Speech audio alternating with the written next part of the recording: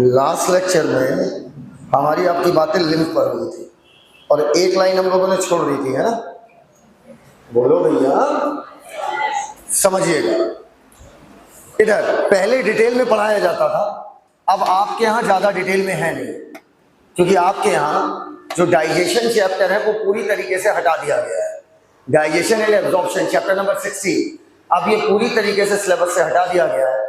तो chapter number 16 के बारे में हम लोग ज्यादा डीप या ज्यादा डिटेल में नहीं पढ़ने वाले हैं, ठीक है?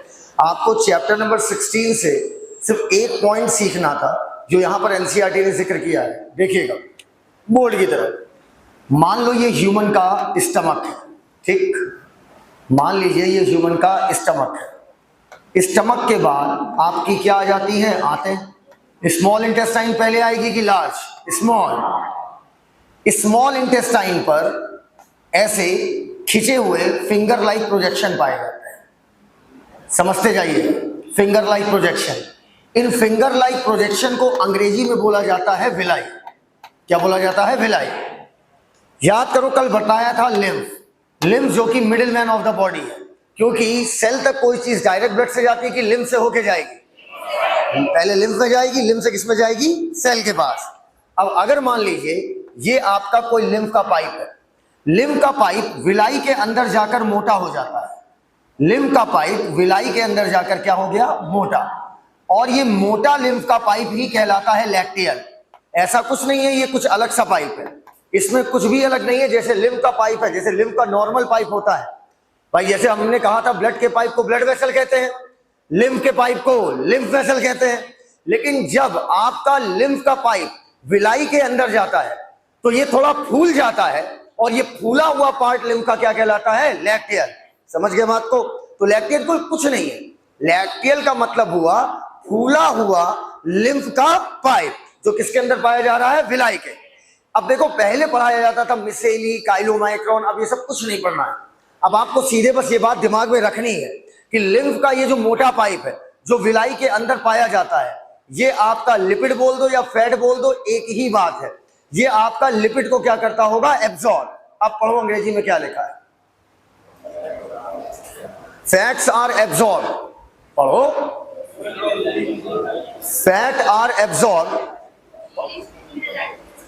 पढ़ो, फैट आर एब्जॉर्ब ट्रूली। हाँ, fat are absorb through lymph present in the lacteal. और लैक्टियल कहां पर प्रेजेंट है? विलाई में। Over and out. एनसीईआरटी के पहले पेज पे जाइए, बॉडी फ्लूइड एंड सर्कुलेशन का फर्स्ट पेज। फर्स्ट पेज पे आइए, बॉडी फ्लूइड एंड सर्कुलेशन के फर्स्ट पेज पे आइए। फर्स्ट पेज पे एनसीईआरटी ने सीक्वेंस बहुत खराब लिखा है इसका, बहुत ज्यादा खराब। देखो बोर्ड की तरफ और समझिएगा इसको। आइए बोर्ड की तरफ देखिए। मान लीजिए आपकी सेल है, आप हो क्या? ओवरऑल आपकी बॉडी है क्या? आपकी बॉडी ओवरऑल कुछ नहीं है, लाखों अरबों सेल से बना हुआ एक स्ट्रक्चर, जिसको आप बोलते हो लिविंग ऑर्गेनिज्म। लिविंग ऑर्गेनिज्म कोई भी हो, चाहे बैक्टीरिया की बात करिए, चाहे ह्यूमन की बात करिए, चाहे आप बकरी की बात करिए, चाहे आप किसी प्लांट की बात करिए, कोई भी लिविंग ऑर्गेनिज्म अगर है तो लिविंग ऑर्गेनिज्म असल में कुछ नहीं है, लाखों करोड़ों सेल का एक स्ट्रक्चर है। इसका मतलब आप जो कुछ खा रहे हो वो कौन खा रहा है? सेल। और जो कुछ आप निकाल रहे हो वो कौन निकाल रही है? सेल। अगर आप पानी पी रहे हो तो आप पी रहे हो कि एक्चुअली में आपकी सेल को चाहिए? सेल को चाहिए।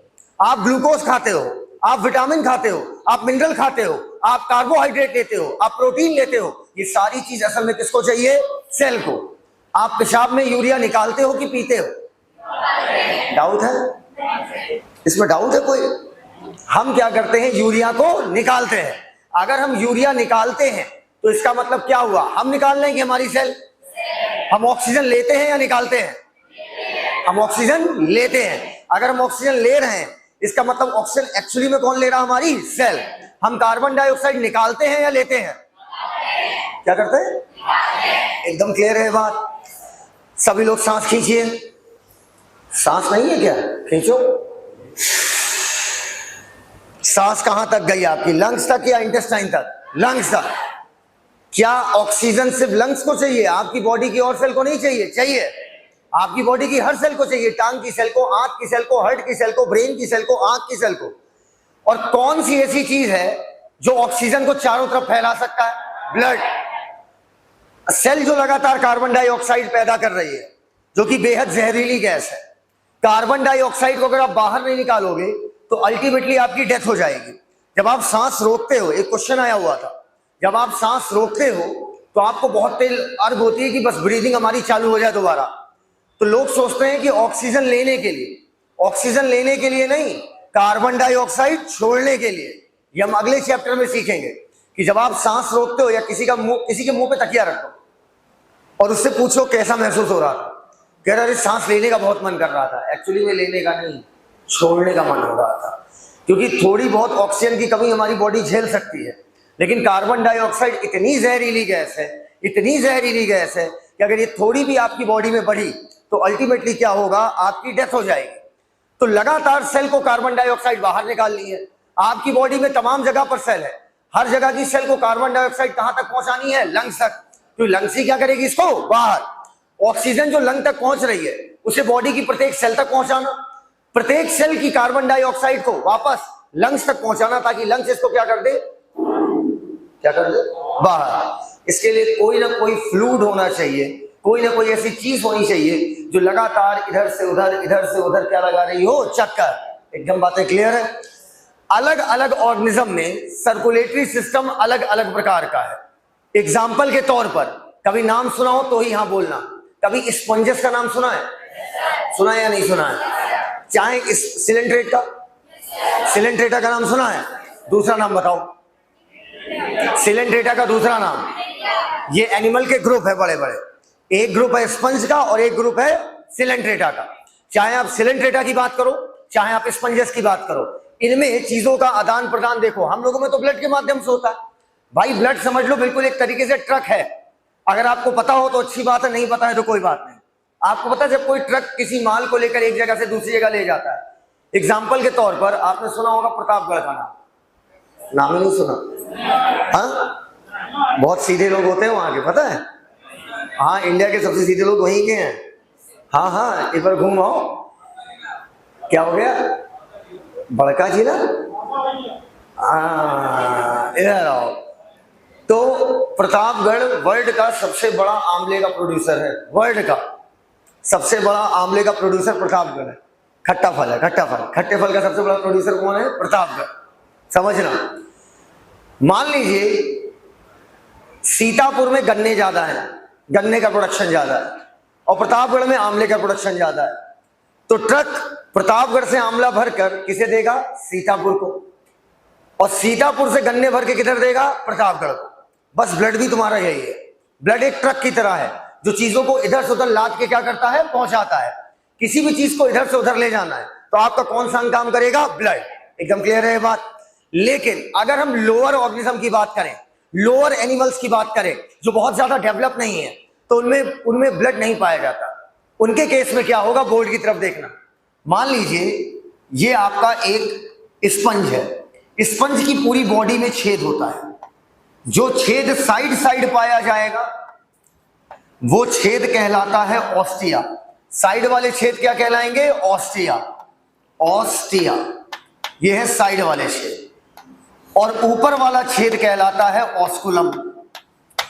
साइड वाला छेद क्या कहलाएगा? ऑस्टिया। और ऊपर वाला छेद क्या कहलाएगा? ऑस्कुलम। यहां तक बात एकदम क्लियर है? अब ये हो गई इनकी बॉडी के अंदर का स्पेस को मैं रेड कलर से दिखा रहा हूं। ये बॉडी के अंदर का क्या हो गया? स्पेस। और ये पाए जाते हैं पानी में। देखते जाना, ये पाए जाते हैं पानी में। ये जो आपके स्पंजेस हैं, दबाओगे तो बिल्कुल स्पंज की तरह दबेगा, क्योंकि पूरी बॉडी में क्या मौजूद है? छेद। अब होता क्या है, आप सबको पता होगा, नहीं पता है तो आज सीख लीजिए। ऑक्सीजन हो या कार्बन डाइऑक्साइड हो, दोनों गैस वाटर सॉल्युबल है। बोलो हम नहीं मानते, बोलो हम नहीं मानते। मछलियां सांस कैसे लेती है? क्या मछलियां ऑक्सीजन लेने के लिए हवा में उछल के आती है क्या? पानी के अंदर घुली हुई ऑक्सीजन कोई मछली ले लेती है, चाहे ऑक्सीजन हो चाहे कार्बन डाइऑक्साइड। दोनों की दोनों गैसेस आपकी वाटर सॉल्युबल है। तो ऑक्सीजन जब पानी ऑस्टिया के माध्यम से अंदर घुसता होगा, समझते जाना, जब ऑस्टिया के माध्यम से पानी अंदर घुसेगा तो ऑक्सीजन भी अंदर जाएगी, साथ में यहां पर मान लीजिए कोई खाना पड़ा हुआ है, फूड पड़ा हुआ है, खाना भी अंदर जाएगा और सेल क्या करेंगी, ऑक्सीजन भी ले लेंगी और खाना भी ले लेंगी। सेल पैदा करेंगी गंदी गंदी कार्बन डाइऑक्साइड और ये जहरीली कार्बन डाइऑक्साइड ये डाल देंगी यहां पर और पानी निकल जाएगा बाहर। मेरा मानना है जो पानी अंदर जा रहा है जाएगा किस छेद से, ऑस्टिया, और निकलेगा किस छेद से, ऑस्कुलम। जो पानी इस छेद से जा रहा है अर्थात ऑस्टिया के छेद से जो पानी अंदर जा रहा है उसमें अच्छी चीजें ज्यादा होंगी, उसमें खाना भी ज्यादा होगा, ऑक्सीजन भी ज्यादा होगा इन कंपैरिजन टू जो पानी ऊपर से निकल रहा है। क्योंकि जो पानी निकल रहा है ऊपर से, समझते जाइएगा मेरी बात, उसमें क्या होगा भाई, सेल ने ऑक्सीजन ले ली, आ रहे पानी से क्या ले लिया, ऑक्सीजन। सेल ने आ रहे पानी से क्या घसीट लिया, खाना। तो निकल रहे पानी में ऑक्सीजन की मात्रा क्या हो जाएगी, कम। और सेल गंदी गंदी कार्बन डाइऑक्साइड इसमें डाल दी तो निकल रहे पानी में कार्बन डाइऑक्साइड की मात्रा क्या हो जाएगी, ज्यादा। तो पहले बताओ ये लाइन समझ पाए कि हर अच्छी चीज निकलने वाले पानी से कम हो जाएगी क्योंकि इसकी सेल्स क्या करेंगी, ऑक्सीजन, कार्बन, ऑक्सीजन हो गया, ग्लूकोज हो गया, विटामिन हो गया, ये सारी चीज क्या कर लेंगी, घसीट लेंगी और गंदी गंदी कार्बन डाइऑक्साइड इसमें डाल देंगे। तो ये बताइए स्पंजेस और सिलेंट्रेट में ऑक्सीजन और खाने के लिए क्या कोई ब्लड घूम रहा है या बाहर का पानी, बोलते ही नहीं हो यार, बाहर का पानी। अब अगर हम बात करें हायर ऑर्गेनिज्म, जैसे हम लोग हायर ऑर्गेनिज्म की अगर बात करें, हायर मतलब डेवलप्ड ऑर्गेनिज्म में ब्लड बना, ब्लड हमारा मेन फ्लूइड है। ब्लड के बाद कल एक फ्लूइड और पढ़ाया था जिसका नाम क्या था, लिम्फ। दो फ्लूइड है, दोनों में एग्जाम में पूछता है मेन फ्लूइड कौन सा है, तो आंसर क्या होगा, ब्लड। इस डायग्राम को बनाइए तुरंत, पहले पेज पे। एक बुक देना, बुक फोटो कम खिंचाया करो।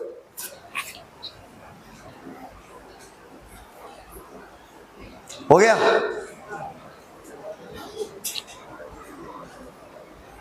ये बताओ अगर ब्लड ना होगा तो क्या चीजों का इधर से उधर आदान प्रदान हो पाएगा, बोलते ही नहीं हो यार। ब्लड का काम क्या है, चीजों को इधर से उधर ले जाना। बना लिया,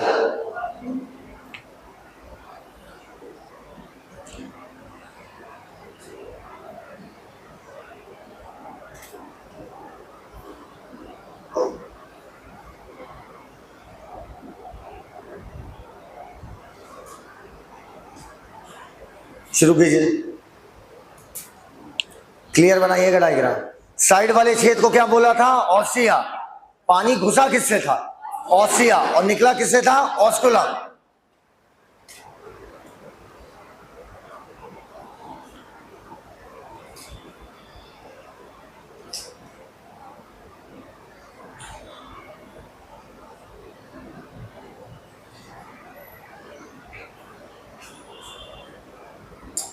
बना लिया, पढ़िएगा मेरे साथ। यू हैव लर्न दैट, आपने सीखा है कि प्रत्येक लिविंग सेल को प्रोवाइड करना पड़ेगा। जिस चीज की हिंदी ना पता हो तुरंत ऊपर लिख लीजिएगा, हिंदी नहीं पता है ऊपर लिख लो। प्रत्येक लिविंग सेल को प्रोवाइड करना पड़ेगा, प्रदान करना पड़ेगा न्यूट्रिएंट्स, ऑक्सीजन और दूसरे एसेंशियल मतलब महत्वपूर्ण substances.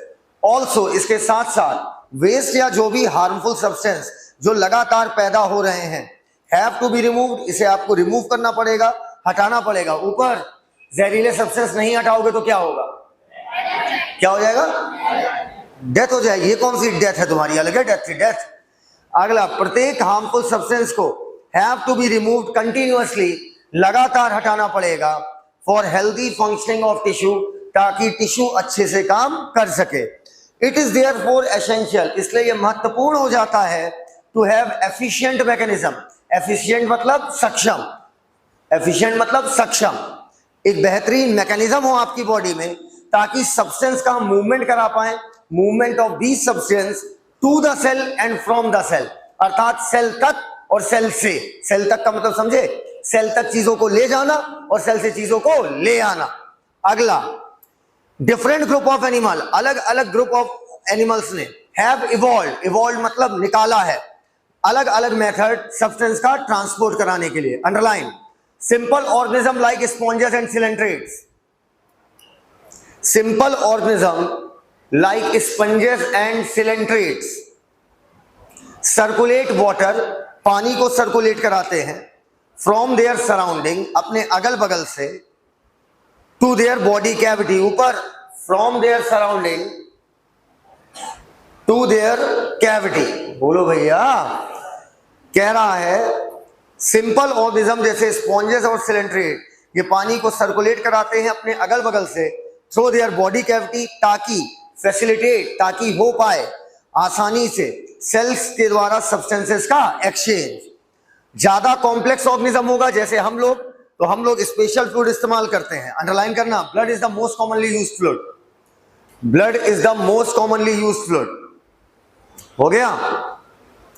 Bye most of the higher organism including human. एक और बॉडी फ्लूइड है जो मैंने कल पढ़ाया था, वो कौन सा है आपका? लिम्फ। लिम्फ आपका दूसरा फ्लूइड है जो कि सब्सटेंसेस का क्या कराएगा? ट्रांसपोर्ट। इन दिस चैप्टर से लेकर हियरिंग तक 3 लाइन काट दो।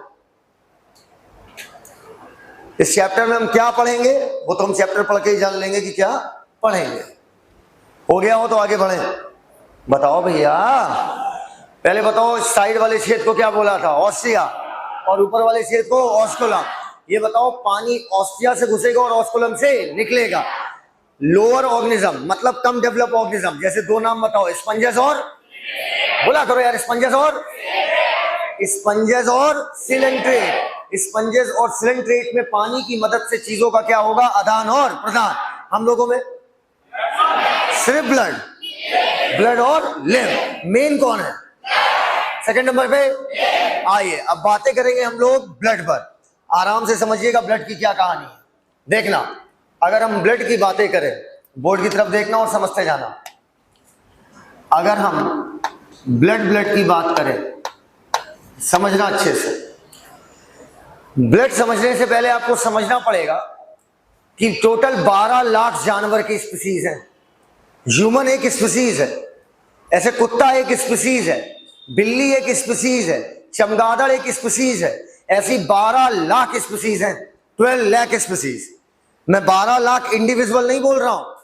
ऐसे ह्यूमन एक स्पीसीज है। ह्यूमन तो 7 अरब है, 7 अरब की बात नहीं कर रहा हूं, पूरे ह्यूमन को, मानव को एक प्रजाति बोल रहा हूं। ह्यूमन एक स्पीसीज है, कुत्ता स्पीसीज है, बिल्ली एक स्पीसीज, ऐसे आपका बैगन एक स्पीसीज है। नहीं, एनिमल की स्पीसीज है बैगन, बैगन प्लांट है बेटा, एनिमल नहीं है। अगला, ऐसे ही चमगादड़ एक स्पीसीज है, ऊंट एक स्पीसीज है, ऐसी 12 लाख स्पीसीज है।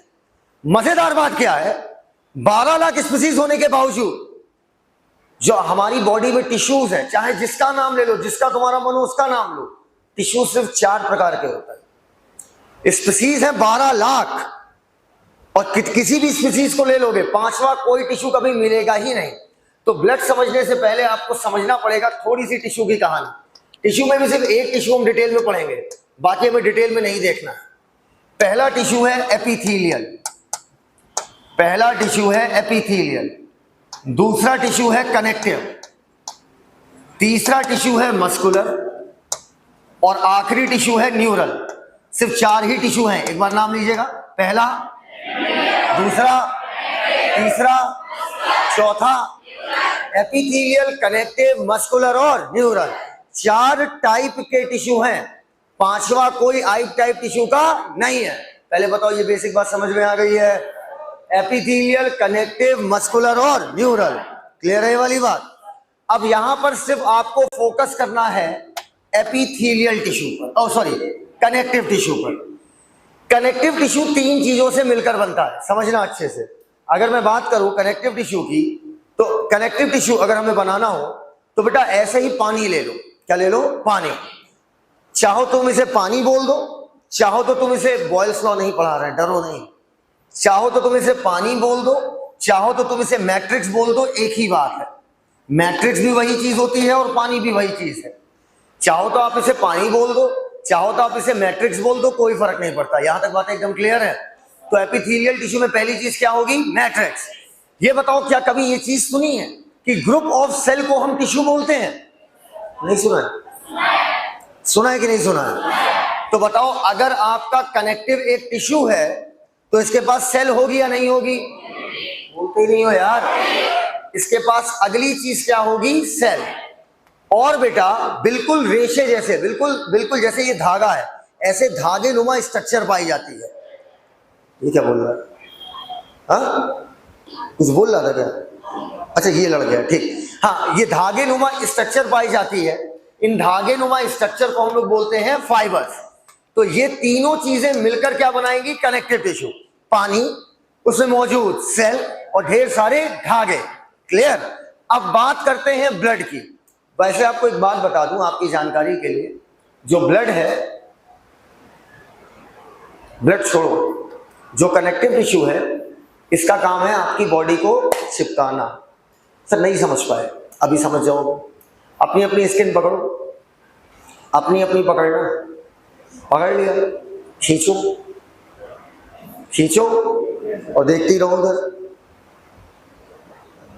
ये तो ऐसे पकड़ी रुई का फाहा है, निकल जाएगी। पकड़ो, खींचो और ताकत से, छोड़ो, छोड़ते ही वापस अपनी जगह पे चली गई। ऐसा लग रहा है इसे नीचे किसी चीज से क्या किया गया है? चिपकाया गया है। और चिपकाने के लिए कौन सा टिश्यू इस्तेमाल होता है? कनेक्टिव। कई बार लोग गाल खींचते हैं, अरे देखा होगा ना, कुछ लोग के गाल बहुत खींच जाते हैं ना। कोई बचपन में आते थे लोग गाल खींच देते थे, मन करता था क्या ना कर डालें, देखा होगा ना। मतलब अपना मजा ले लिए, गुगली गुगली कुछ कर लिए, हमारे दर्द दे के चले गए, ये कौन सा प्यार है? तो बेटा जब गाल आप खींचते तो गाल, अच्छा जब गाल आप खींचोगे तो गाल आपके वापस उसी पोजीशन में चले जाते हैं। क्यों? क्योंकि नीचे से चिपके हैं किस टिश्यू से? कनेक्टिव। एकदम क्लियर है? अगर मान लो मैं तुम्हें कह दूं कि एक इंसान का सारा कनेक्टिव टिश्यू एक समय पर गायब हो जाए, हम खड़े हैं और एकाएक सारा कनेक्टिव टिश्यू गायब हो जाए, कोई बस हल्का सा छू भर दे, ताश के पत्तों की तरह पूरी बॉडी भर भरा के गिर जाएगी। क्योंकि कनेक्टिव का काम ही है क्या है? चिपकाना। आपको क्या लगता है ब्लड जो लगातार खुद दौड़ रहा है, इसका काम चिपकाना होगा? जो दिल में आए वो बोलिए भाई। अगर कोई चीज चिपका रही है तो एक जगह पर रुकी होगी ना। ब्लड तो खुद सारा पूरा बॉडी में दौड़ रहा है, ऊपर से लेकर नीचे तक लगातार ऐसे झाए झाए झाए झाए, बोलो। तो क्या लगता है ब्लड का काम चिपकाना होगा? तो क्या ब्लड कनेक्टिव टिश्यू हो सकता है? बोलो भैया, blood is a connective tissue. मैंने कहा कनेक्टिव टिश्यू का काम क्या होता है? चिपकाना। और तुमने मुझसे क्या कहा? अरे सर कैसी बात कर रहे हो? ब्लड खुद लगातार ब्रेन से लेकर आपके पैर के, ब्रेन से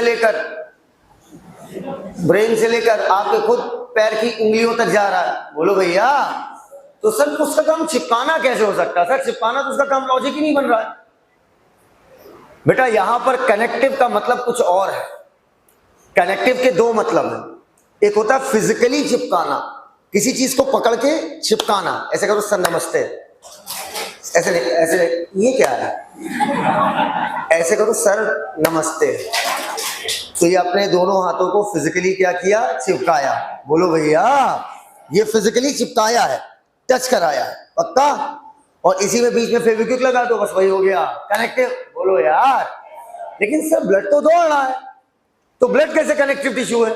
अच्छा, कितने लोगों के साथ ऐसा होता है कि पापा कभी अगर घर में देर से आए, 10 बज गया, तो मम्मी कहती बेटा जरा पापा को फोन लगा।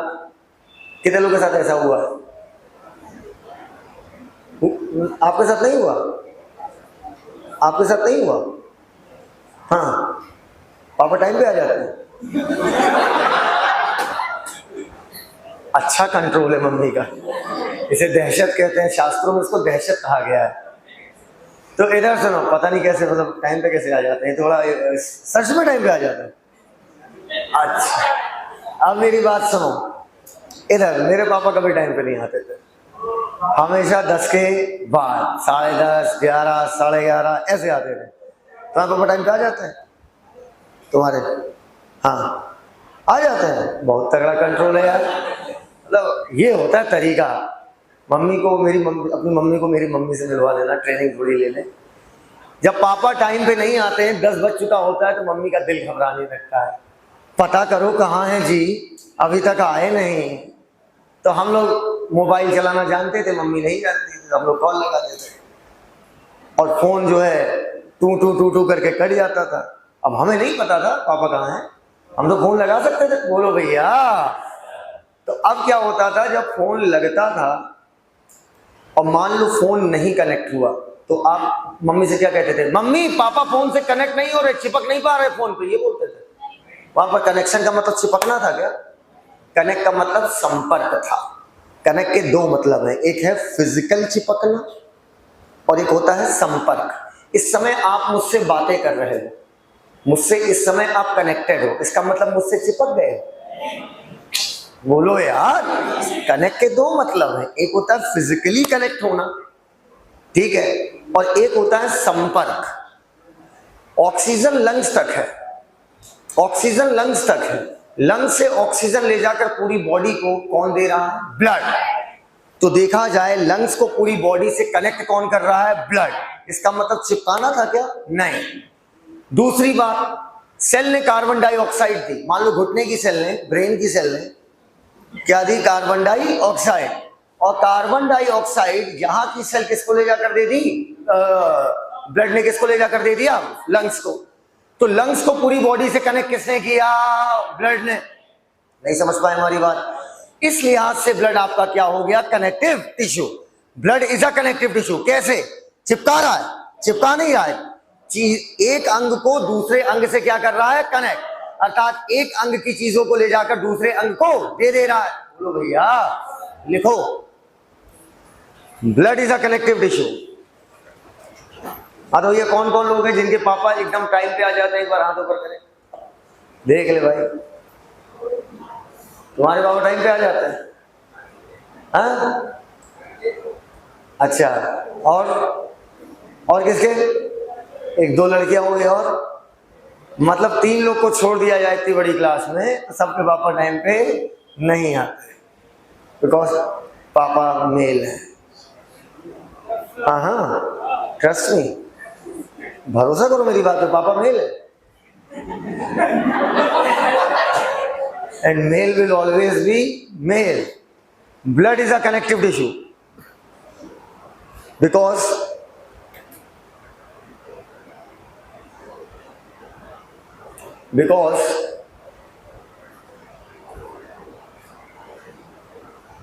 blood connects different organs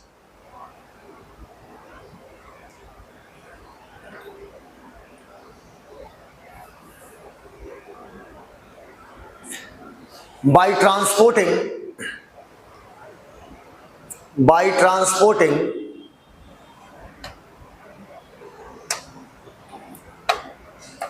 substances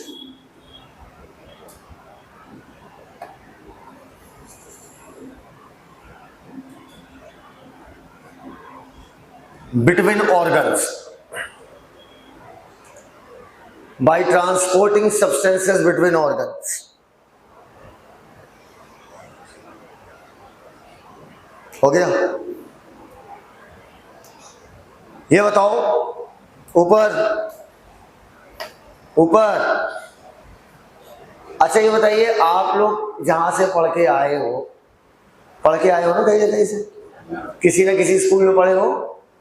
बताओ भैया, कितने लोग यूपी बोर्ड से पढ़े हाथ ऊपर, और कितने लोग सीबीएसई बोर्ड से पढ़े, और कितने लोग आईसीएसई बोर्ड से पढ़े? ओ आप अंग्रेज हैं। इधर सुनो बेटा, अगर मैं आपसे बात करूं, जब हम लोग स्कूल में पढ़ते थे और जब हम लोग काका देव आए, एक स्कूल के टीचर हुआ करते थे, एक हम लोग सोचो काका देव चलेंगे भाई, वहां तैयारी करेंगे, बड़े बड़े टीचर हैं।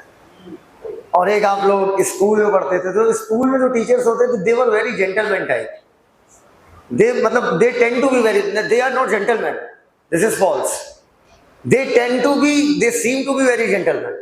वो जेंटलमैन बनने का नाटक अच्छा करते थे, शर्ट पैंट इन, बेल्ट लगा के, गुड मॉर्निंग बच्चों, देखा होगा ना, टाई वाई लगा के आ जाते थे नाटक करने। बोलो बेटा सीधे बैठिए, इस बार आपके टेस्ट में 20 में कितने मार्क्स आए? 18।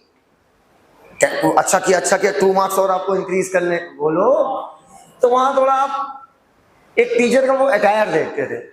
फिर आप काका देव आए, हमसे मिले, वन एंड ओनली विकास पोरवाल से मिले। टीचर भी साले फैशनबाज होते हैं। भाई हम लोग टीचरों को फैशनबाज थोड़ी मानते हैं। टीचर का मतलब हो गया कि बस जेंटलमैन बन के आओ, तू जाएगा कहीं नहीं। तो मेरा मन, मैं चाहे जो करूँ, मैं चाहे श्वेत दंडिका का इस्तेमाल करूँ, चाहे मैं जैतून का इस्तेमाल करूँ। बोलो भैया। तो ये बताओ आपको क्या लगता है, और ये सबसे ज्यादा काका देना, बाकी बाकी मैक्सिमम जगह प्रोफेशनलिज्म है। आइए, नो डेमो नथिंग, क्योंकि डेमो ले लेंगे तो असलियत पता चल जाएगी। 1,26,000 जमा कीजिए, उसके बाद अंदर जाइए, बैठिए, पढ़िए, समझ में आए अच्छी बात है, नहीं है कोई बात नहीं, आप फीस दे चुके हैं। यहाँ क्या होता है, काकादेव इकलौती मार्केट है जहां पर टीचर अपने नाम से जाना जाता है, अर्थात कोचिंग के नाम से बच्चा नहीं आता। I&I इंस्टीट्यूट का नाम चेंज करके ABC अल्फा बीटा गामा रख देंगे तो भी बच्चा आएगा, उससे कोई फर्क नहीं। बच्चा I&I नहीं देखता, बच्चा तो नीचे क्या लिखा है, नीचे ओरवाल तरह के नहीं है वो। बोलो भैया। तो अल्टीमेटली यहाँ के टीचर नॉर्मल टीचर की तरह हुए कि स्पेशल, क्योंकि कुछ अलग हुआ। अलग क्या हुआ? अलग हुआ बोली, अलग हुआ पहनावा, बोलो भैया, अलग हुआ सिखाने का तरीका, बोलो भैया। उसी प्रकार आमतौर पर कनेक्टिव टिश्यू के पास 3 चीजें हैं। कौन कौन सी? मैट्रिक्स, सेल और फाइबर। बट ब्लड के पास फाइबर नहीं है, वो कनेक्टिव। भाई साहब सुनना मेरी बात, है वो कनेक्टिव, क्योंकि बॉडी के अलग अलग अंगों को क्या कर रहा है? कनेक्ट। कैसे कनेक्ट कर रहा है? कैसे कनेक्ट कर रहा है? चीजों को इधर से उधर पहुंचा के। सुनते जाना मेरी बात, एक बार में सीखते चले जाओगे। और किसी भी लेक्चर को ये सोच के किया करो कि साल भर में एक ही बार चलता है, एक लेक्चर, अब आज ब्लड खत्म तो कभी नहीं चलेगा। तो बस आज ही आज सीखने का मौका, जितना सीख सको सीख लो, सुनते जाओगे, सिखाता चला जाऊं। मैंने कहा ब्लड है तो कनेक्टिव, क्योंकि वो चीजों को उधर से उधर पहुंचाकर पूरी बॉडी को आपस में क्या कर रहा है? कनेक्ट।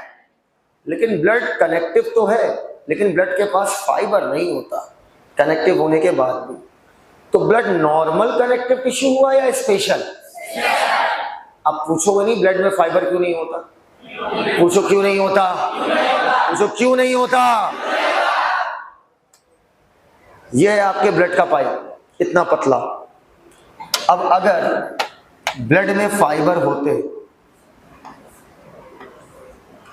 तो ये फाइबर आपस में उलझ सकते थे, और अगर फाइबर उलझ जाते आपस में तो ब्लड का पाइप क्या हो जाता? बंद। इस वजह से ब्लड में फाइबर नहीं पाए जाते। लिखो, blood is a special connective tissue. Connective क्यों है पहले ये बता दिया, पहले ये बताया कि कनेक्टिव क्यों है, अब बता रहे हैं स्पेशल क्यों है।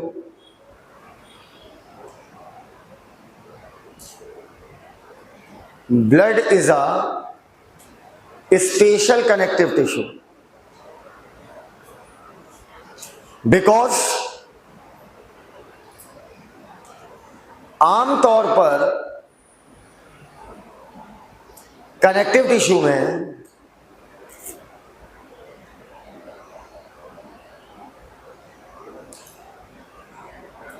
फाइबर्स पाए जाते हैं, फाइबर्स पाए जाते हैं।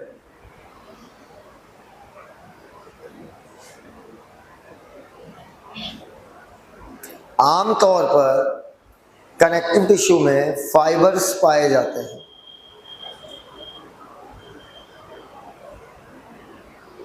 लेकिन ब्लड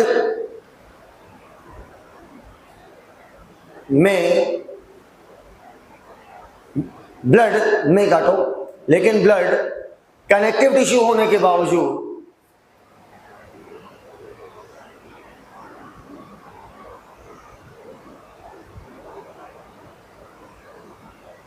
फाइबर्स एब्सेंट होते हैं, फाइबर्स एब्सेंट होते हैं,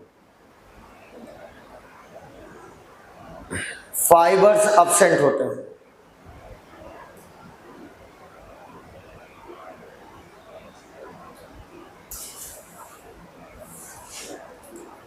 फाइबर्स एब्सेंट होते हैं, full stop, over and out. वापस आइए, ये छाप लिया, छापो।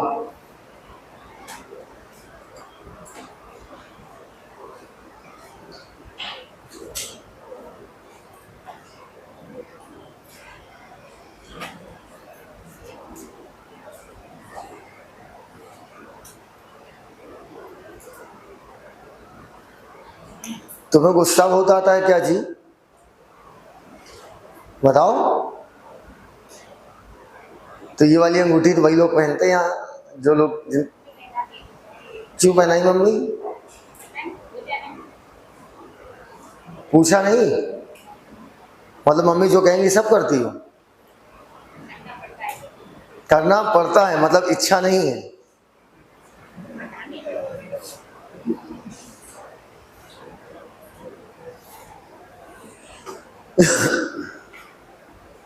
जल्दी कीजिए। डन। आइए, टिश्यू कितने प्रकार के? 4। एपिथेलियल, कनेक्टिव, मस्कुलर और neural. Blood normal connective tissue है कि स्पेशल? स्पेशल। आइए अब बातें हम लोग आगे करते हैं। अगर हम लोग बात करें ब्लड की, देखना तो बेटा ब्लड 2 चीजों से मिलकर बना होता है। अगर हम बात करें ब्लड की तो ब्लड 2 चीजों से मिलकर बना है। पहला है प्लाज्मा, और ब्लड में जो सेल्स वगैरह पढ़ेंगे वो है फॉर्म्ड एलिमेंट। फॉर्म्ड एलिमेंट समझते जाइएगा, प्लाज्मा और फॉर्म्ड एलिमेंट। मान लीजिए एक बोतल में हमने ब्लड लिया और उसमें ब्लड के अलावा कुछ भी नहीं है, तो बताइए उस बोतल में ब्लड की मात्रा 100% की 99? जब ब्लड है तो ब्लड क्या हुआ? 100%। मान लीजिए आपने ब्लड 100% लिया, बोलो पा से प्लाज्मा, पा से 55। प्लाज्मा में 55, ब्लड में प्लाज्मा कितने परसेंट होगा? 55। और 2 ही चीजें हैं, 100 में 55 अगर प्लाज्मा है तो फॉर्म्ड एलिमेंट कितना हुआ? 45। एकदम क्लियर है बेटा? ये बताओ कभी सरपत देखा है? सरपत कितने लोग गांव से? और शहर वाले कौन है? अच्छा, किस शहर की हैं जी? कल्याणपुर शहर नहीं है। शहर कौन सा? ये कानपुर को शहर मानती है। वहां न्यूयॉर्क शर्मा बैठा हुआ है घूंघट ओढ़ के, कह रहा अगर कानपुर शहर है भैया हम कौन है? हम राज्य हैं। तो अब सुनो, बहुत बड़े शहर से हैं आप, सुनिए हमारी बात। क्या क्या कह रही हो? क्या? महानगर, तभी तो कह रहे न्यूयॉर्क उधर घूंघट ओढ़े बैठा हुआ है ऐसे करके। ब्लड 100% है, 100% में पास से प्लाज्मा, पास से 55% क्या हुआ? प्लाज्मा। ब्लड का पानी वाला पार्ट कौन बनाएगा? प्लाज्मा। पास से पानी, पास से प्लाज्मा, पास से 55। पापा पकड़ लिया हमारी बात? अब समझना बेटा, जब छप्पर डालते हैं झोपड़ी बनाने के लिए, छप्पर जानती हो? छप्पर बड़ी छप्पर हट इधर, जो जब हम लोग छप्पर बनाते हैं तो छप्पर बनाते वक्त हम लोग सरपत का इस्तेमाल करते हैं, है ना? सरपत देखना हल्के पीले रंग की होती है, देखा है कभी? क्या कर रहे थे सरपत में भैया तुम? इधर आओ। प्लाज्मा हल्के पीले रंग का सरपतिया दिखता है। सरपत को अंग्रेजी में क्या बोलेंगे? स्ट्रॉ। प्लाज्मा आपका स्ट्रॉ कलर्ड है। पहले यहां तक बात एकदम क्लियर है? बोलो भैया, कितने लोगों ने खून को छुआ है? हाथ ऊपर करिए जो लोग खून छुए। अगर आप खून को छुइए तो थोड़ा लसलसाहट होती है, चिपचिपाहट होती है। ब्लड में प्रोटीन पाए जाने की वजह से ब्लड कैसा होता है? विस्कस। विस्कस मतलब चिपचिपा। बोलो भैया, चीप चिंपो।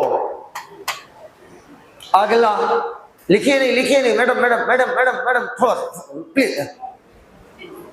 अच्छा अब सुनो, अगर मैंने 100% ब्लड लिया तो उसमें प्लाज्मा कितने परसेंट था? 55।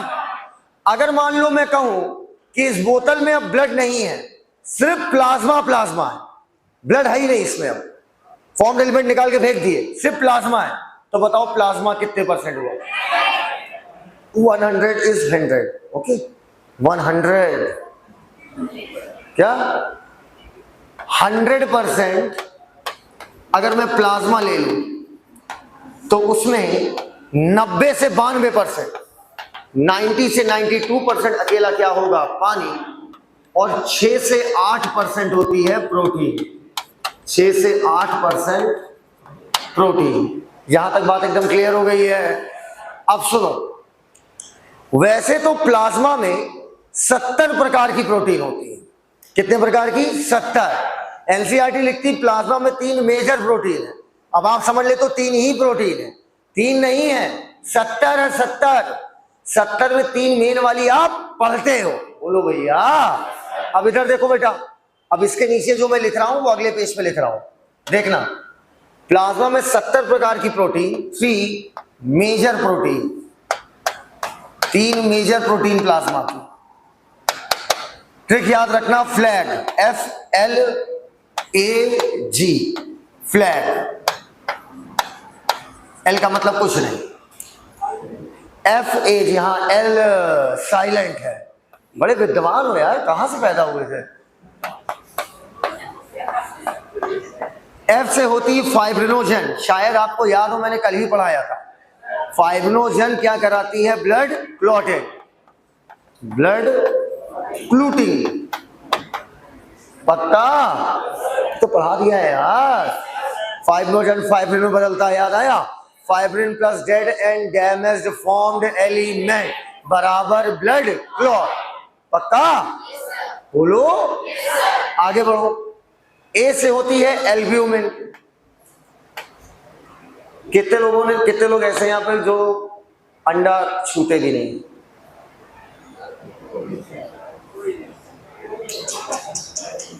कितने लोग अंडा खाते हैं? आप नहीं खाती? अरे मुंह अंडे जैसा, और अंडे नहीं खाती है? मीट भी नहीं खाते? हाँ, मीट भी नहीं? तुमसे कह रहा हूं, अंडा भी नहीं, वेज भी नहीं? अच्छा, क्यों नहीं खाती नॉन वेज? बुरा लगता है? क्या कह रही? ऐसे ही, ठीक है, तो ऐसे कभी खा लेना। अगर किसी ने, अच्छा कितने लोग अंडा बनाना जानते हो? कितने लोग अंडा बनाना नहीं जानते हो? अच्छा, मम्मा बनाती है क्या? मम्मा, हाँ, अच्छा। जब अंडा आप फोड़ते हैं तो अंडा फोड़ने के बाद तुम देखिए होगे एक नाक जैसा माल निकलता है। अब नहीं खाएंगे, कह रही अब नहीं खाऊंगी। एक नाक जैसा माल निकलता है और उसमें पीला पीला गुल्ला रहता है, देखा है? वो जो नाक जैसा माल होता है वो गाढ़ा गाढ़ा चिपचिपा माल, उसे पता है अंग्रेजी में क्या बोलते हैं? एल्ब्यूमिन। वो एल्ब्यूमिन ही है जो अंडे का चिपचिपा माल होता है, नाक जैसा, जिसे लससा के गिरता है, वो आपका क्या है? एल्ब्यूमिन। एल्ब्यूमिन गाढ़ा है कि पतला? गाढ़ा कि पतला? गाढ़ा। इसका मतलब ब्लड को गाढ़ा करने का काम किसका होगा? एल्ब्यूमिन। ऑस्मोटिक बैलेंस, ब्लड के गाढ़ेपन को मेंटेन करता है। अब मुझे एक बात बताओ, ज्यादा गोल मटोल कौन? आशीष सर की हम? आशीष सर? हम गोल मटोल है, खुड्डा निकला अलग, ये अलग। बेटा हम स्लिम फिट में आते हैं, हम गोल मटोल में नहीं आते हैं। अब सुनो हमारी बात, कि अगर हमारे और आशीष सर में आपको बॉडीगार्ड रखना है, कि या तो आपको बॉडीगार्ड की तरह हम मिलेंगे या तो आशीष सर मिलेंगे, तो बताओ आप किसे रखना चाहोगे? बेटा तुम्हें हमें गार्ड करना पड़ेगा। तो अब मेरी बात समझना, सही वाला बताओ किसे रखना पसंद है? खतरा बहुत ज्यादा है तुम्हें। बेटा हम तुम्हें दावे से कह सकते हैं, यहाँ जितने भी स्टूडेंट पढ़ते होगे ना, I&I में, R1 में, R2 में, R3 में, F1 में, F2 में, जितने भी पढ़ते होगे, आशीष सर से 3-4 लोग मिल के नहीं लग पाओगे, एक हाथ न झेल पाओगे उनका। वो मोटे नहीं है भैया, ताकत भरी हुई है। एक दिन पंजा लड़ाए थे यहाँ, हम जोश जोश में लड़ाए, हम कहीं इनकी उम्र हो गई, अभी हम लड़के टाइप में हैं, लड़ाए। हम सर ये बताओ तुरंत हराए कि क्या? हराए नहीं, ये बताओ कितनी देर में गिराए तुम्हारा? हमको देर में, हमको 5 मिनट चलिए मौका दिया, धाड़ धाड़ धाड़ धाड़, हम छोड़ो लग रहा है हमको, अरे मतलब मजाक थे यार, तो मजाक हो गया था मेरे। हमने कहा कितनी देर में गिराए, करके गिराए नहीं, तुम्हारा कितनी देर में निपटाए ये बताओ। भैया इतनी तेज जल्दी तुरंत। हमको रुकी वाले हिम्मत लगा, लेकिन हाँ लगा लिया लगाओ। बहुत ताकत है भैया, पूरे गोल मटोल है ग्लोबुलिन। बोलो गोल मटोल ग्लोबुलिन। आपको ज्यादा अच्छा डिफेंस कौन दे सकता है, बचा कौन सकता है? हम आशीष सर। हाँ अब है ना लाइन में, इधर आओ। तो बेटा इधर देखो, ग्लोबुलिन गोल मटोल, ये वो प्रोटीन होती है जो आपकी बॉडी का डिफेंस करती है, आपकी बॉडी का बचाव करती है कि कोई फॉरेन पार्टिकल आकर आप पर अटैक ना कर पाए। तो ग्लोबुलिन का काम क्या हुआ? डिफेंस। क्या डिफेंड नहीं, डिफेंस। डिफेंस मैकेनिज्म में कौन काम करेगा? ग्लोबुलिन। कितने लोग केमिस्ट्री पढ़ते हो? हाथ ऊपर करो। एसपीडीएफ ब्लॉक पढ़ा है? S block, P block, D block, F block. D block को सुना होगा, ट्रांजिशन एलिमेंट कहते हैं, क्योंकि कुछ इसमें इलेक्ट्रॉन होता है जो आता इधर उधर होता रहता है। देखा है कभी इस ऑर्बिट में, कभी इस ऑर्बिट में? पढ़ा ही नहीं यार। डी ब्लॉक नहीं पढ़ा? स्कैंडियम, टाइटेनियम, वैनेडियम में, अरे मैग्नीज सुनाओ डी ब्लॉक के सारे एलिमेंट। चलो खड़ी हो सुनाओ। डी ब्लॉक किस एटॉमिक नंबर से शुरू होता है?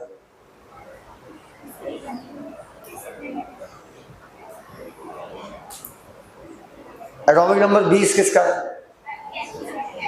कैल्शियम। कैल्शियम किसका मेंबर है? एस ब्लॉक का। तो 21 से क्या शुरू हो जाएगा? D block. Scandium, titanium, vanadium, manganese, आगे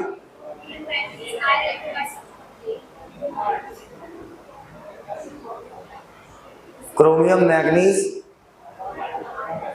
आगे आयरन, कोबाल्ट, निकल, कॉपर, जिंक।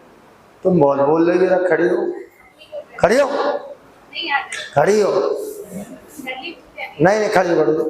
डी ब्लॉक की सेकंड रो कर नो, फर्स्ट रो सब सुना देते, इसका टीवी का कोई पूजन। सेकंड रो चलो, yttrium, zirconium, niobium, molybdenum, technetium, ruthenium, rhodium, palladium. अगला हो गया, बड़ा बताएं नहीं बैठे बैठे। मैग्नीज। टोटल प्रोटीन कितने प्रकार की? 70 में 3 मेजर है। कौन कौन सी? Fibrinogen, albumin, globulin. गाढ़ापन के लिए कौन रिस्पॉन्सिबल है? एल्ब्यूमिन। लड़ेगी कौन आपकी? ग्लोबुलिन। Blood clotting, fibrinogen. एकदम क्लियर है बात। ट्रांजिशन का मतलब होता है कोई चीज आए और जाए। मैं आपकी जिंदगी में परमानेंट होगी ट्रांजिशन।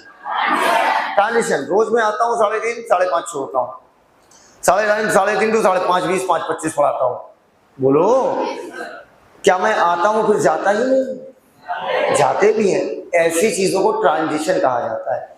परमानेंट मतलब जो आपके जीवन में हमेशा साथ में। वो क्या कह रहा? नहीं सर ऐसे मत बोलिए। इधर जो जीवन में परमानेंट साथ रहे वो है परमानेंट। ट्रांजिशन मतलब कोई आए और जाए, आए जाए का साइकिल बना रहे। बोलो भैया, इसे बोलते हैं ट्रांजिशन।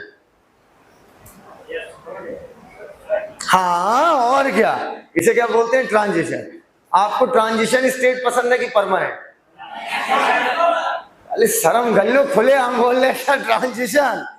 अब मेरी बात सुनो, सभी लोग ग्लूकोज खाओ तो ऐसे खा लो ना। खा लिया, ग्लूकोज कहां गया? स्टमक में। स्टमक से किस में गया? ब्लड में। अब जिंदगी भर ब्लड में पड़ा रहेगा कि सेल ले लेगी? आया गया, आया गया। चाहे ग्लूकोज हो, चाहे लिपिड हो, चाहे अमीनो एसिड हो, ये ब्लड में आते हैं और ब्लड से जाते हैं। कहां जाते हैं? सेल में। तो एनसीईआरटी लिखती प्लाज्मा में मौजूद ग्लूकोज, लिपिड, ये सारी चीजें ट्रांजिशन स्टेट में होती है, अर्थात ब्लड में आती है और ब्लड से सेल क्या करती है? ले लेती है। इलेक्ट्रोस्टैटिक्स पढ़ा है कभी?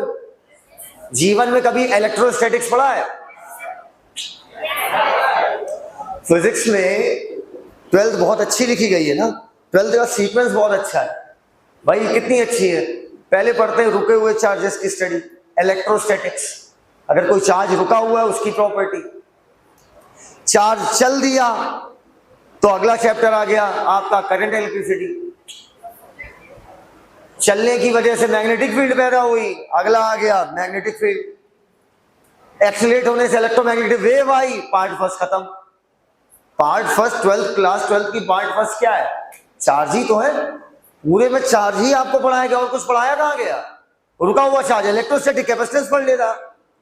चार्ज चला करंट इलेक्ट्रिसिटी, चला तो मैग्नेटिक फील्ड भी पैदा हुई, अगला चैप्टर आ गया मैग्नेटिक।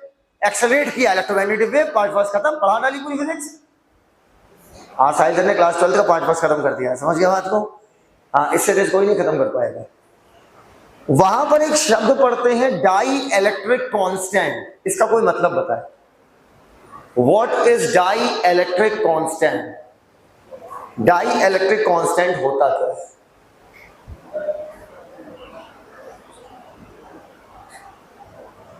टोपी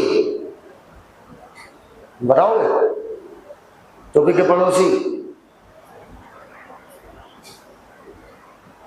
जिसके पापा टाइम पे आ जाते हैं, तो बताओगी?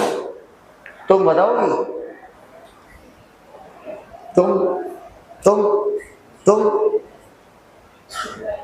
पूरी क्लास में डाई इलेक्ट्रिक कांस्टेंट किसी को नहीं पता क्या?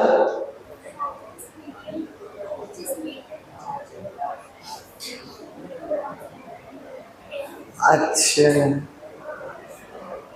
पूरे बैच में किसी को डाई इलेक्ट्रिक कांस्टेंट नहीं पता क्या है? और इलेक्ट्रोस्टैटिक्स पढ़ भी लिया? नहीं, कभी तो पढ़ा होगा, कहानी मत बता। कभी तो पढ़ाई होगा डाई इलेक्ट्रिक कांस्टेंट। ऐसा नहीं हो सकता कि तुम जीवन में पहली बार सुन रहे हो डाई इलेक्ट्रिक कांस्टेंट, कभी तो पढ़ा होगा। हम बताएं? हाँ, पढ़े हुए हो हमसे, तुम जो हमसे पढ़ा हुआ उसका आंसर नहीं माना जाता। ऐसा करो, दो चार्ज है, पकड़ो, पकड़ ओ कानपुर महानगर की महारानी, चार्ज पकड़ो। इस दो चार्ज के बीच में बताइए क्या है? क्या है? स्पेस नहीं है, हवा है। अरे अब कहीं दिखावा, हमसे ना हो पाएगा भैया। दो चार्ज के बीच में क्या है? हवा है। तो जो चीज बीच में होती है वो मीडियम कहलाती है। कोई चीज जहां रखी वो उसका क्या है? मीडियम। अगर हवा ना होती तो बोलते हैं हम वैक्यूम। पानी में डाल दोगे दोनों चार्ज को तो मीडियम क्या हो जाएगा? पानी। दारू में डाल दोगे तो क्या हो जाएगा? दारू। ईथर में डाल दोगे तो क्या हो जाएगा? ईथर। किसी भी मीडियम की वो ताकत कि वो दो चार्जेस को कितनी आसानी से अलग कर सकता है। किसी भी मीडियम की वो ताकत, डाइलेक्ट्रिक कांस्टेंट एक्चुअली में पावर है, किसी मीडियम की ताकत है कि वो किन्हीं भी दो चार्ज को कितनी आसानी से अलग रख सकता है। वो उस मीडियम की ताकत ही कहलाती है डाई इलेक्ट्रिक कांस्टेंट। मान लो दो मीडियम है, एक का डाई इलेक्ट्रिक कांस्टेंट है 33 और एक का डाई इलेक्ट्रिक कांस्टेंट है 80। बताओ कौन चार्ज को आसानी से अलग कर देगा? कौन बोला? बोलते ही नहीं हो यार, तुम्हें कैसे पता? क्योंकि सर डाई इलेक्ट्रिक कांस्टेंट का मतलब है किसी भी मीडियम की वो ताकत कि वो दो चार्ज को कितनी आसानी से अलग कर दे। समझ गए बात को? डाई इलेक्ट्रिक कांस्टेंट ज्यादा तो चार्ज जल्दी अलग होंगे कि देर से? जल्दी। बोलो यार। 80 पता है किसका होता है? पानी का। पानी का डाई इलेक्ट्रिक कांस्टेंट 80 है। 80 मतलब बहुत ज्यादा होगा। 80 पॉइंट समथिंग आता है, पर न्यूमेरिकल निकालने के हम लोग 80 कर लेते हैं। वैसे हमारा मल्टीप्लिकेशन इतना अच्छा है तो हम पॉइंट को हटा के 80 कर लेते हैं। पानी का डाई इलेक्ट्रिक कांस्टेंट 80 और 80 बहुत ज्यादा डाई इलेक्ट्रिक कांस्टेंट है। तो बताओ अगर मैं पानी में NaCl डालूंगा तो NaCl के रूप में होगा कि पट से टूट जाएगा? टूट जाएगा। Na+ अलग, Cl- अलग। देखो डाई इलेक्ट्रिक कांस्टेंट क्या है? डाई इलेक्ट्रिक कांस्टेंट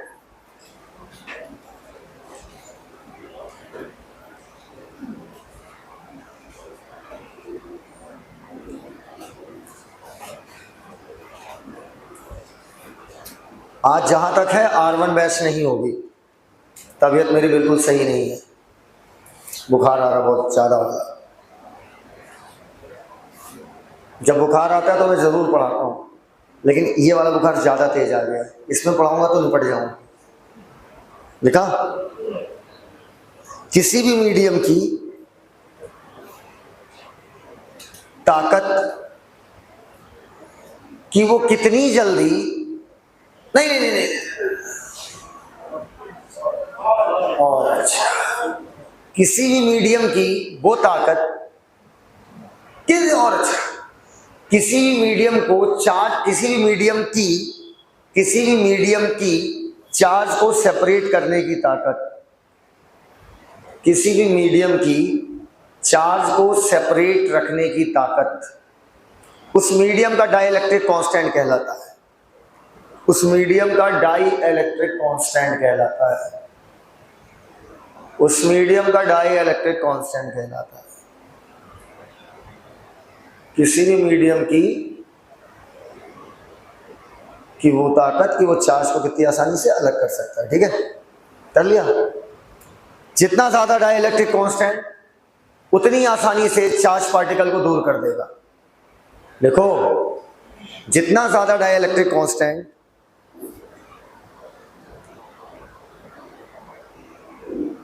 उतनी आसानी से वो चार्ज पार्टिकल को सेपरेट कर देगा।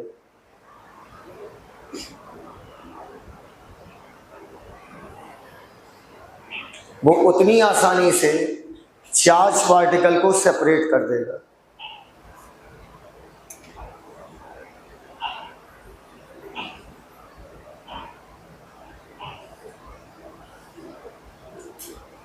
ये बताओ, ग्लूकोज, अमीनो एसिड, ये सारी चीजें परमानेंट है कि ट्रांजिट है? ट्रांजिट, आती हैं और जाती हैं। कर लिया? ऊपर आपके प्लाज्मा में 90 से 92% क्या है? पानी। तो बताइए, आपके ब्लड में नमक NaCl के फॉर्म में होगा या Na+Cl-? Na+Cl-। एकदम क्लियर है बात? कितने लोग हॉस्टल में रहते हैं? हाथ ऊपर करें। हॉस्टल वाले हाथ ऊपर करें। Hostel, PG. घर वाले कौन कानपुर में घर है तुम्हारे? अरे घर में मतलब यहां जिसका घर है। हॉस्टल वाले हाथ ऊपर करें।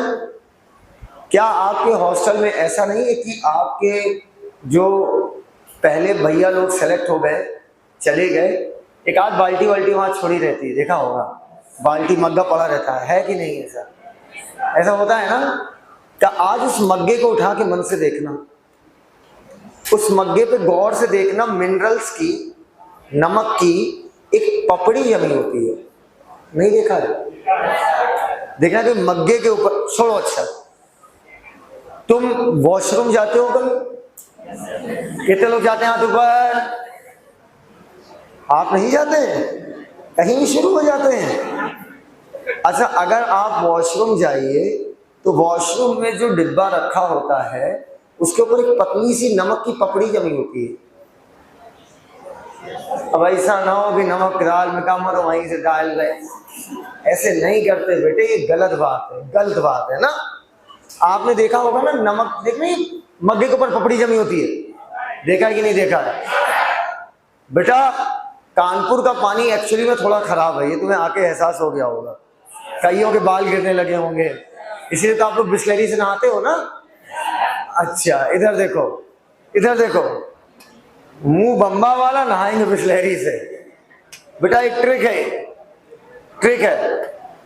ट्रिक है।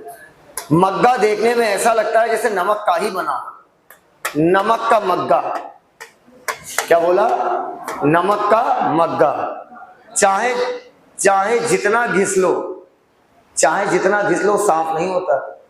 वो साफ अगर आपको कराना है तो आपको आंटी जी अर्थात बाई को बुलाना पड़ेगा। ट्रिक खत्म।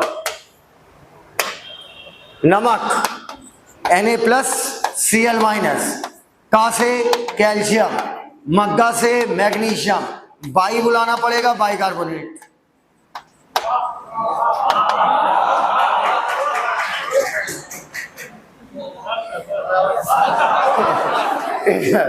यहां तक बात एकदम क्लियर है। नमक का मग्गा इसको बुलाना पड़ेगा बाई, पक्का? इधर, ओए अम्मा, इधर देख ले। अब ये मत बताओ उसको सर ने इस साल अपनी ट्रिक चेंज कर दी ना, हर साल और अच्छा और अच्छा और अच्छा। कितने लोगों ने आज तक खून पिया है? अरे कई बार चोट लग जाती थी जब छोटे थे तो हम लोग सोचते थे ना पी लो अंदर चला जाएगा। कितने लोग ने किया हाथ वगैरह? कितने लोग ने किया ही नहीं काम, किया ही नहीं ये काम, किया ही नहीं कभी, अपना खून पिया ही नहीं? आपने कभी नहीं पिया, आपने जीवन का एक बहुत ही महत्वपूर्ण स्वाद छोड़ दिया है। अच्छा जब खून पीते हो हल्का सा, तो हल्का सा नमक नमक सा लगता है ना। कितने मन से साले बता रहे हैं सर, हाँ सर, अरे भैया ड्रैकुला। लेकिन क्या इतना ज्यादा नमक लगता है कि दाल में नमक कम हो तो खून डाल दो? क्योंकि मिनरल जो होते हैं, नमक जो होता है वो खून में होता तो है लेकिन बेहद कम मात्रा में। तो स्मॉल अमाउंट ऑफ मिनरल किसमें मौजूद होता है? ब्लड में। Small amount of mineral. और मिनरल कौन कौन से? नमक का मग्गा कौन साफ करेगी? बाय। अब कल भी पढ़ाया था, आज फिर बोलूंगा, ब्लड में 13 प्रकार के क्लॉटिंग फैक्टर पाए जाते हैं। कितने प्रकार के? 13 या मेरा? अगर वो क्लॉटिंग फैक्टर हमारे पाइप में एक्टिव हो जाएंगे, क्या आप चाहोगे जब चोट लगे सिर्फ तब एक्टिव हो? अगर ओए लड़की, ओए पगली, हाँ, अगर पाइप के अंदर एक्टिव हो गए तो खून का पाइप क्या हो जाएगा? जम जाएगा। तो बताओ 13 प्रकार के क्लॉटिंग फैक्टर एक्टिव फॉर्म में कि इनएक्टिव? क्लियर हो तो ही यहां बोलना यार। आओ, 13 types of clotting factor in inactive form. याद रखना, ऐसे फंसा देगा, लिखेगा इनएक्टिव फॉर्म, ना ना ना, इनएक्टिव फॉर्म। नहीं समझ पाया बात को? इनएक्टिव फॉर्म, इनएक्टिव नहीं, समझ गया ना मेरी बात? बेटा मान लो ये मैंने प्लाज्मा लिया, क्लॉटिंग फैक्टर कितने प्रकार के हम भूल गए? बिटिया तुम लोग बताओ कितने प्रकार के? कितना? 13। ये बोलने की तमीज है तुम लोग को? 13 बोल रहे हैं। अरे आपका बोल दो, क्या नहीं? 13 प्रकार के क्लॉटिंग फैक्टर। अगर आपने प्लाज्मा से निकाल दिया तो बचा हुआ माल सीरम, कल ही बताया था, याद आया? प्लाज्मा माइनस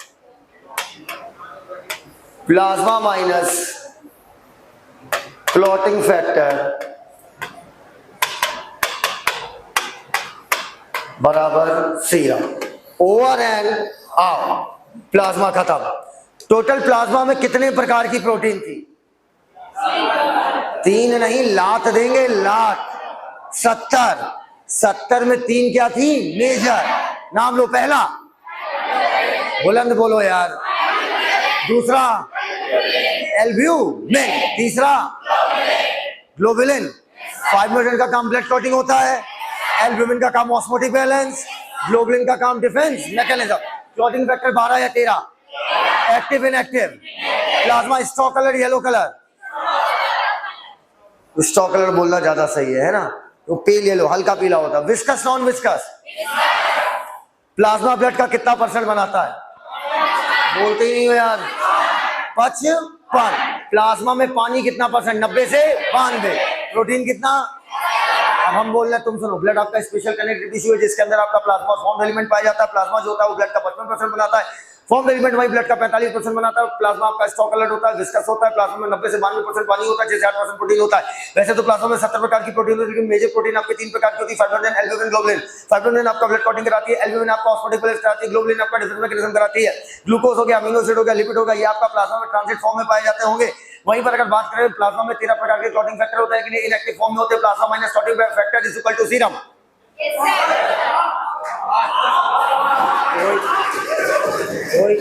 कोई पकड़ नहीं पाया, बस वाह कर रहे हो।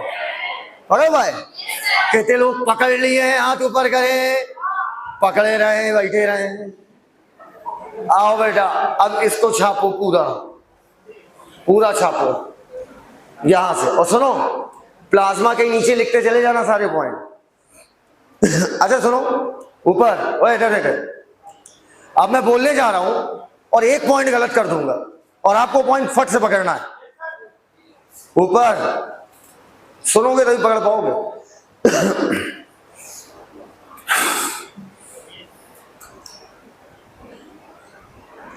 ब्लड आपका कनेक्टिव टिश्यू होता है क्योंकि ब्लड आपके बॉडी के डिफरेंट अंगों को कनेक्ट करता है ब्लड, लेकिन आपका स्पेशल कनेक्टिव टिश्यू होता है, लेकिन क्योंकि कनेक्टिव टिश्यू के पास फाइबर होता है लेकिन ब्लड के पास फाइबर नहीं होता है, सो ब्लड तो नहीं होता है। बोला हो अच्छा, ब्लड बोले तो ब्लड में आपकी दो चीजें पाई जाती है, प्लाज्मा और फाउंड एलिमेंट। प्लाज्मा आपका 55% होता है, फाउंड एलिमेंट आपका 45% होता है। प्लाज्मा आपका स्टॉकलेट होता है, विस्कस होता है, उसके साथ साथ प्लाज्मा में आपका 90 से 92% पानी होता है, 6 से 8% प्रोटीन होता है। वैसे तो प्लाज्मा में 70 प्रकार की प्रोटीन होती है, लेकिन मेजर 3 होती है, फाइब्रोजन, एल्ब्यूमिन, ग्लोबुलिन। फाइब्रोजन आपका ब्लड क्लॉटिंग कराता है, एल्ब्यूमिन आपका ट्रांसपोर्टिंग बैलेंस कराता है, ग्लोबुलिन आपका डिफेंस मैकेनिज्म कराता होगा। प्लाज्मा में आपके मिनरल भी पाए जाते हैं, नमक, कमका, बाई और Na+Cl- कैल्शियम, मैग्नीशियम, आयरन और बाइकार्बोनेट, लेकिन ये स्मॉल अमाउंट में पाए जाएंगे। प्लाज्मा में क्लॉटिंग फैक्टर बराबर सीरम होता है, वहीं पर 13 प्रकार के क्लॉटिंग फैक्टर पाए जाते हैं जो कि इनएक्टिव फॉर्म में होता है, ग्लूकोज और अमीनो एसिड और लिपिड आपका ट्रांजिट फॉर्म में होता है।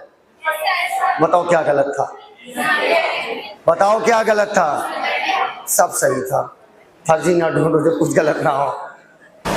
फॉर्म्ड एलिमेंट हेडिंग डाल दिया बेटा। ब्लड को हमने दो पार्ट में डिवाइड किया, प्लाज्मा और फॉर्म्ड एलिमेंट। फॉर्म्ड एलिमेंट दो प्रकार के, सॉरी 3 प्रकार के। एक कहलाता है आरबीसी, रेड ब्लड सेल, एक कहलाएगा WBC और एक कहलाएगा प्लेटलेट्स। समझते जाइएगा, आरबीसी, WBC और आपका प्लेटलेट्स। समझना, आरबीसी, WBC, प्लेटलेट तीनों के दूसरे नाम हैं। आरबीसी का है एरिथ्रोसाइट, एरिथ्रो का मतलब होता है लाल, साइट का मतलब क्या हो गया? सेल। WBC का नाम है ल्यूकोसाइट, ल्यूको मतलब वाइट, साइट का मतलब सेल। प्लेटलेट का मतलब होता है थ्रोम्बोसाइट, थ्रोम्बो मतलब क्लॉट, थ्रोम्बो शब्द कहीं भी आ जाए इसका मतलब क्या होगा? क्लॉट। अब समझना कौन ब्लड में कितनी मात्रा में पाया जाएगा। पहले बताओ 1 mm3, लिखो मत, पहले सुनो। सुनो पहले, 1 mm3 का मतलब समझते हो? 1 mm3 क्या होगा? 1 mm3 का मतलब समझते हो? What is 1 mm3? नहीं समझते हो? अच्छा, वॉल्यूम जानते हो? वॉल्यूम, कोई चीज जितना स्पेस घेरती वो क्या कहलाता है? वॉल्यूम। 1 mm3 का मतलब होता है एक ऐसा क्यूब जिसकी लंबाई 1 mm हो, जिसकी चौड़ाई 1 mm हो और जिसकी मोटाई भी 1 mm हो।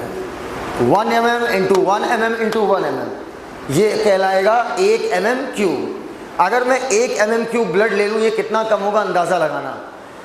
तुमने कभी पटरी देखी? पटरी, अगर तुमने 15 सेंटीमीटर वाली पटरी देखी होगी तो उसके ऊपर बना होता है 1 सेंटीमीटर, 2 सेंटीमीटर, 3 सेंटीमीटर, ऐसे लिखा होता है ना। और बीच बीच में छोटी छोटी लाइनें होती है, देखा होगा। 2 छोटी लाइनों के बीच का स्पेस 1 mm होता है। बड़ी वाली के बीच तो सेंटीमीटर हो गया, वो सेंटीमीटर को तोड़ो और 2 छोटी पतली पतली लाइनों के बीच का स्पेस क्या कहलाएगा? 1 mm। इतना छोटा साइज में अगर आप ब्लड ले लो, मतलब एक निडल चुभो तो जितना एक छोटी सी एक बूंद जो निकलती है ब्लड की, उतना होता है 1 mm। उतने में आपकी जो आरबीसी होती है, ज़्यादा नहीं बेटा, 50 से 55 लाख होती है।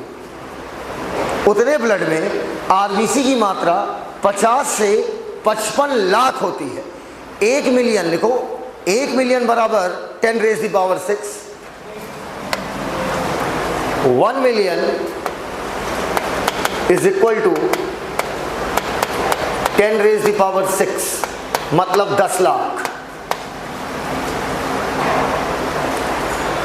1 बिलियन का मतलब हुआ 10⁹, 1 अरब। जिलियन, ट्रिलियन ये सब आपके सिलेबस में नहीं है, बस इतना ही आपके सिलेबस में है। या तो मिलियन या तो बिलियन, या तो मिलियन या तो बिलियन। 1 मिलियन बराबर 10 लाख।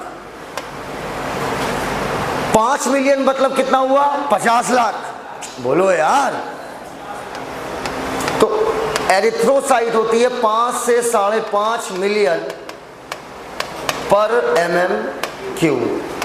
WBC होती है 6000 से 8000 पर mm³। वहीं पर प्लेटलेट 1.5 लाख से 3.5 लाख। ध्यान रखना ये मिलियन में है, ये नॉर्मल नंबर है 6000 से 8000, और ये क्या हो गया लाख पर mm³। हीमोग्लोबिन नाम सुना है? बोलो भैया। हीमोग्लोबिन, सभी लोग अपना हाथ ऐसे करो, एक हाथ में हीम पकड़ो, पकड़ लिया, एक हाथ में ग्लोबिन पकड़ो, पकड़ा, एक हाथ में क्या पकड़ा? हीम, और एक हाथ में ग्लोबिन, मिला दो, क्या बन गया? तो बताओ ये सिंपल प्रोटीन होगा या कॉम्प्लेक्स? क्योंकि आप मिला के बना रहे हो ना कई चीजें। तो हीमोग्लोबिन के लिए मैं लिखूंगा कैसा प्रोटीन है? कॉम्प्लेक्स। कॉम्प्लेक्स प्रोटीन ये सिर्फ और सिर्फ पाया जाएगा आरबीसी के पास, ना डब्ल्यूबीसी के पास, ना प्लेटलेट के पास।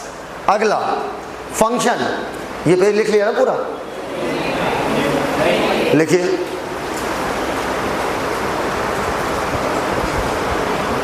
छापिए।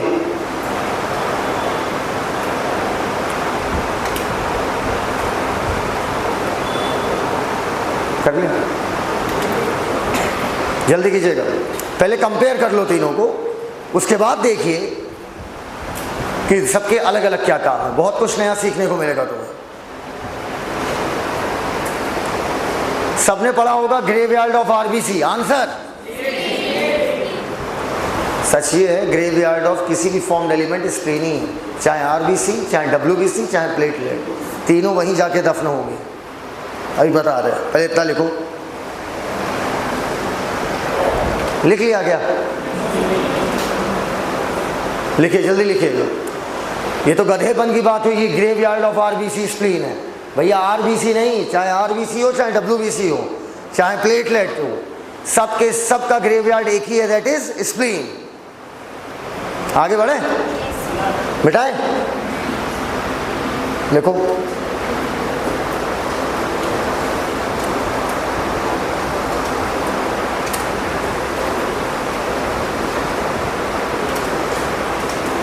मिटाए।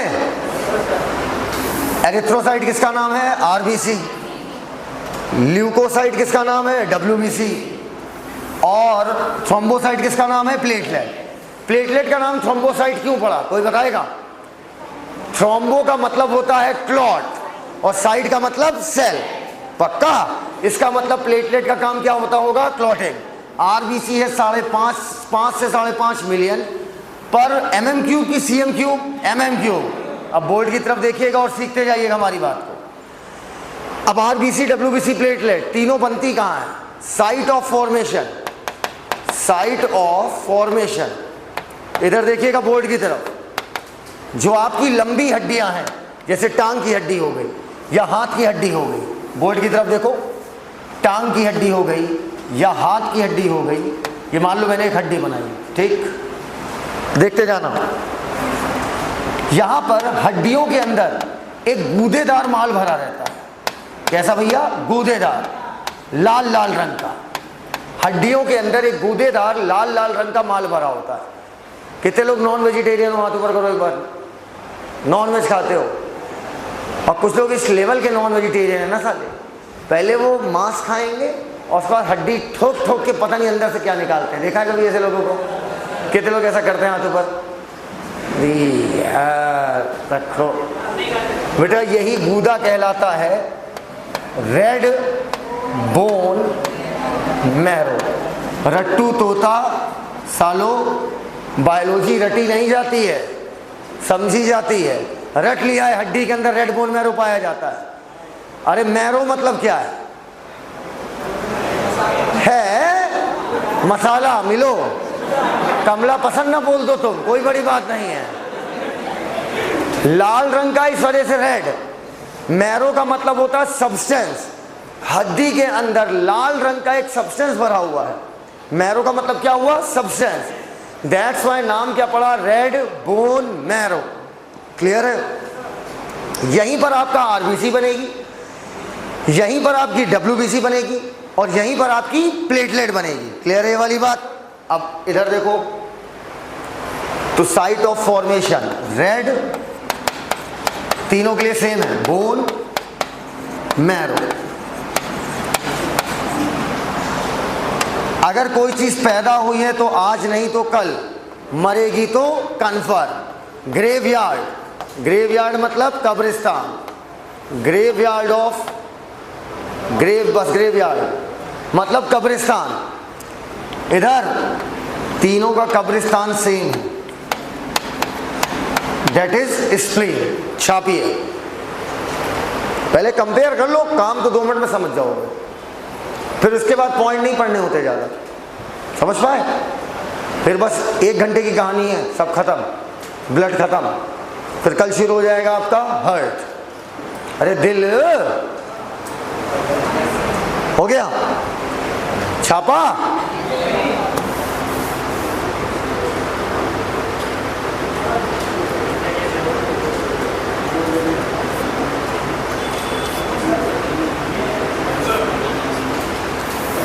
आओ, तीनों एक ही जगह जाकर मरेंगी, दैट इज स्प्लीन।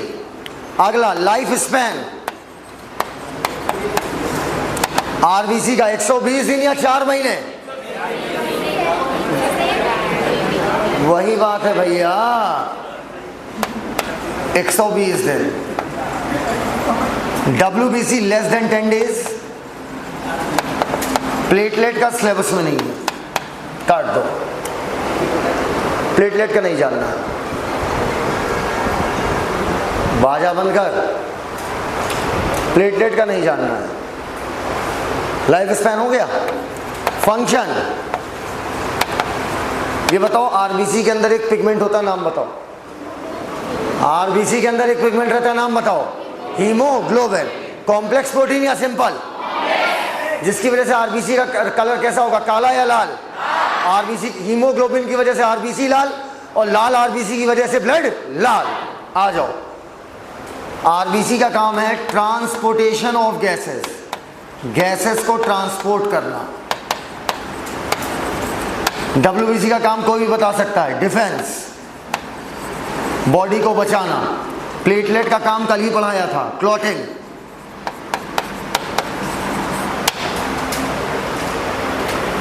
हो गया? बोलो भैया। नेक्स्ट लेक्चर में ऊपर 1 घंटे का 45 मिनट का लेक्चर होगा, 1 घंटे 15 मिनट का बूस्टर होगा ब्लड का। ब्लड, इस चैप्टर को हमने 2 पार्ट में डिवाइड किया था ना, एक ब्लड वाला पार्ट और एक हार्ट वाला पार्ट। ब्लड वाला पार्ट खत्म, एक बड़ा पोर्शन खत्म हो चुका है, ठीक। मात्र 45 मिनट का ब्लड है। अब 45 मिनट के बाद एक पेपर होगा जो कि 1 घंटे 15 मिनट का होगा। सवाल होंगे और आपको जवाब देना होगा। सवाल सरल नहीं होंगे, मैं पहले ही बता दे रहा हूँ। मैं लॉलीपॉप नहीं चूसाता, आदत नहीं है मेरी।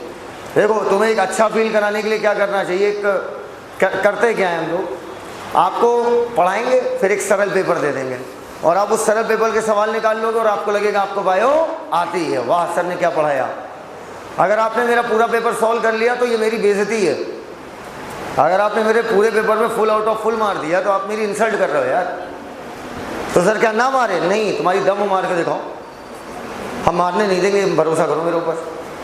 और तुम्हें भी ये बोलना चाहिए, सर भरोसा करिए, हम मार के दिखाएंगे। बोलो बेटा, तो वेट कर लेते, वेट एंड वॉच, एक ही दिन का तो टाइम है। आपको बॉडी फ्लूइड एंड सर्कुलेशन का अगर पहला लेक्चर छूटा हुआ है, इसका लेक्चर कब अपलोड होगा?